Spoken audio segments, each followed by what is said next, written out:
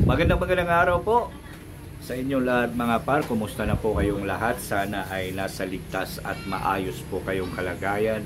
Magandang araw din sa lahat ng mga OFWs. Magandang araw po. At kung hindi pa po kayo subscriber sa ating channel mga par, paki-subscribe naman po. Malapit na tayong mag 5,000 subscribers. 2,000 na lang mga par.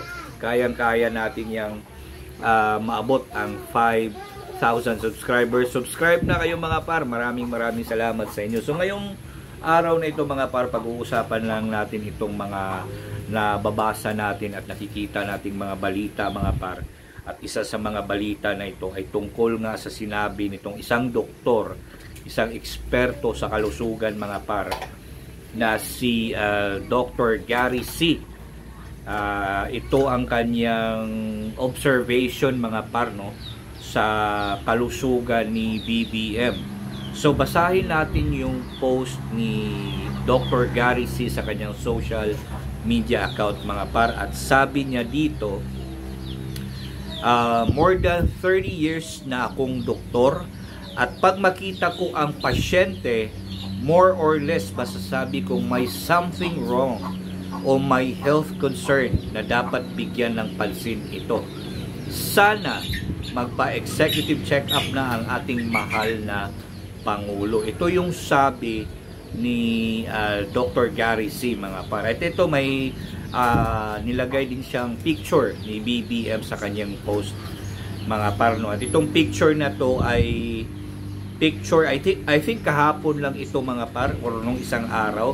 Ito yung nasa Malacanang si BBM kasama ang Secretary of Defense ng US or nung Amerika mga par. So kahit ako mga par, no, hindi ako doktor at hindi ako eksperto, pero meron ka talagang mapapansin sa aura o itsura dito ni BBM mga par, lalong-lalo na yung kanyang mata at yung the way siya magsalita mga par, medyo hinihingal siya, diba? Hinihingal si BBM at medyo hirap siyang magsalita mga par. So ito na nga sinasabi ni Dr. Gary C., isang eksperto at 30 taon ng doktor mga par, na kailangan na daw na magpa-executive check-up ni BBM para ma-check kung okay lang ba ang kanyang kalusugan, kung wala bang sakit, diba? Kasi kung titingnan mo talaga sa picture na to, ito mga paro, yan.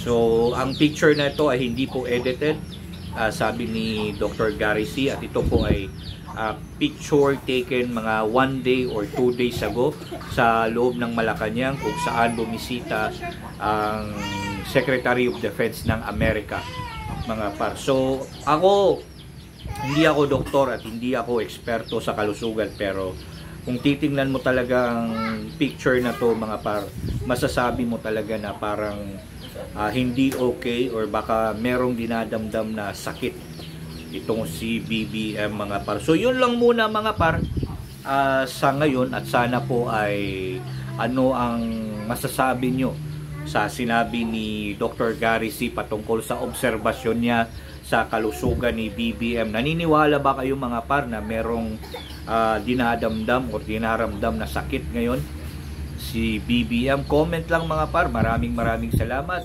Mag-ingat po kayo lagi sa inyong kalusugan.